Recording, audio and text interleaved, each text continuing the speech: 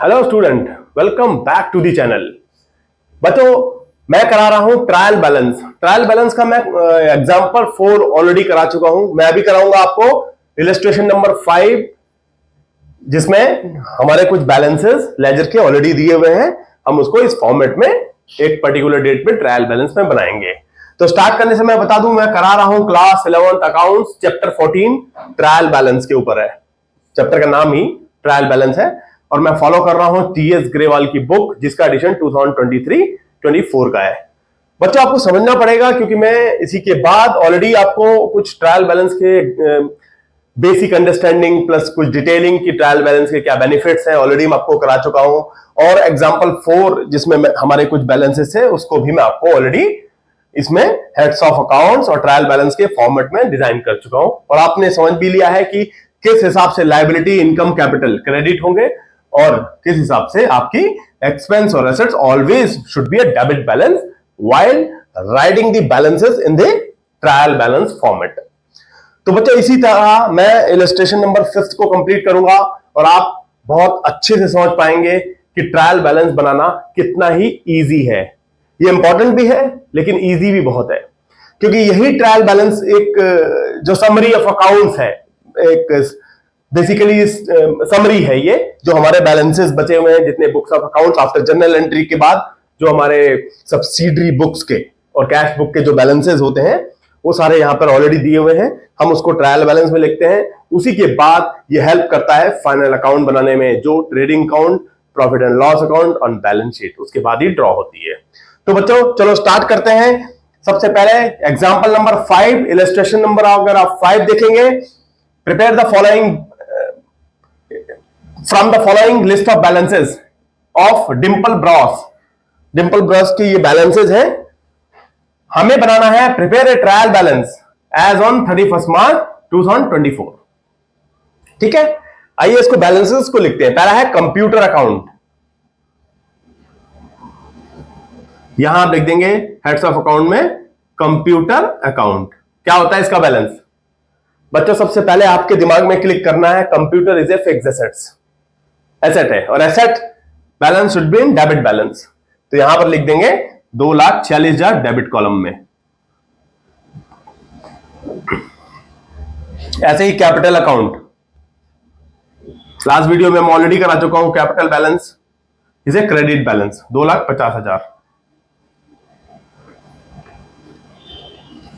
Third है आपका debtors account. Debtors is asset, debtors account 28,000 debit में लिखेंगे। समझ के करेंगे बच्चों, बहुत ही इजी है। क्रेडिटर्स अकाउंट 26,000 लायबिलिटी है।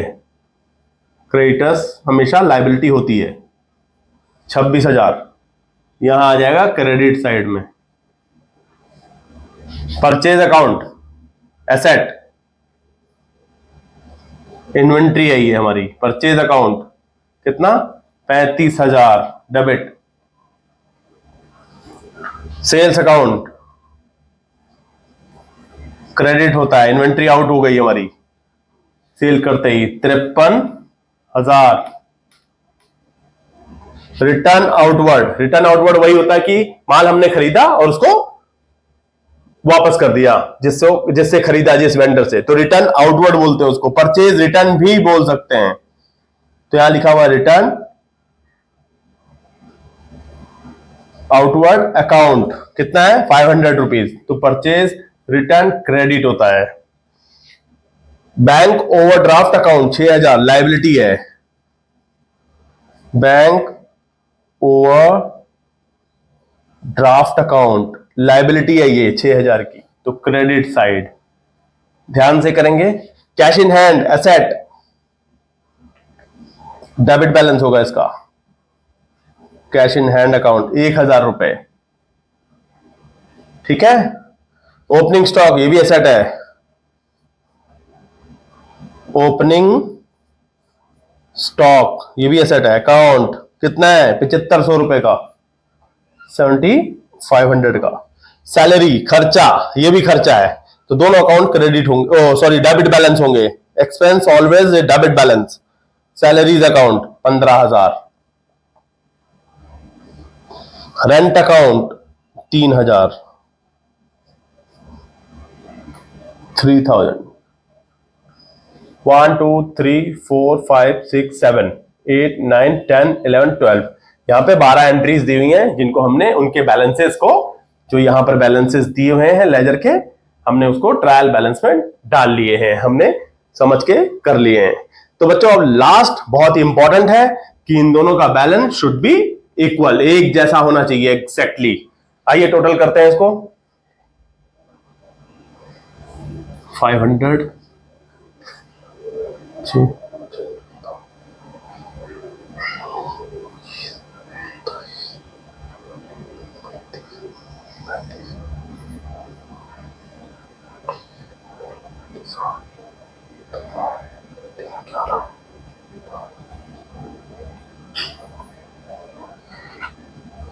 325 500 आ रहा है। यहां पर देखते हैं क्रेडिट साइड में 500,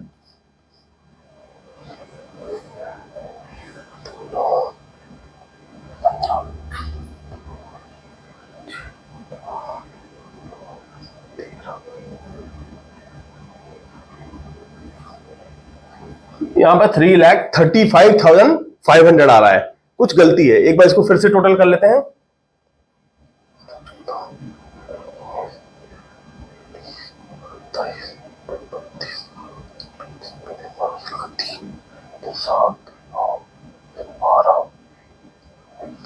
ये देखिए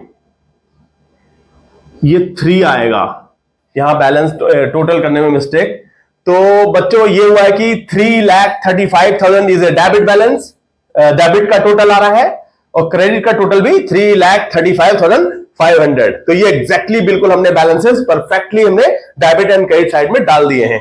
तो बच्चों मैं उम्मीद ये करता हूं कि ये कॉन्सेप्ट आपको, liability income capital is a credit balance, income assets and expense should be A debit balance, और ये जो लेजर के बैलेंसेस ऑलरेडी दिए हुए हैं हमने ये अच्छे से डाल लिए हैं। तो मैं उम्मीद ये करता हूं कि आपको ये अच्छे से समझ में आया होगा। तो please like, share and subscribe. Thank you, thanks for watching.